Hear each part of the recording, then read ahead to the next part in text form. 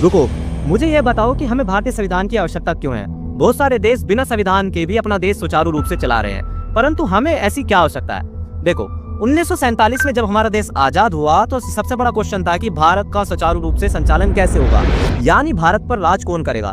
तो जो भारत के देश प्रेमी थे, राजनेता थे, उन्होंने निर्धारित किया कि भारत की जनता ही शासन करेगी।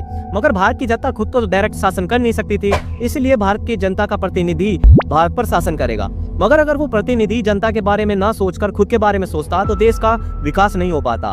अब वो अपनी मनमानी ना कर सके, इसलिए राष्ट्रपति जो होते हैं उनका यहाँ पर हमको विकल्प देखने को मिलता है, जो कि इनकी मनमानी होने से रोकता है। परंतु अगर ये दोनों ही मिल जाए और भारत की जनता के बारे में ना सोचे तो फिर क्या होगा, क्योंकि इन दोनों की कड़ी आपस में तो जुड़ी हुई है।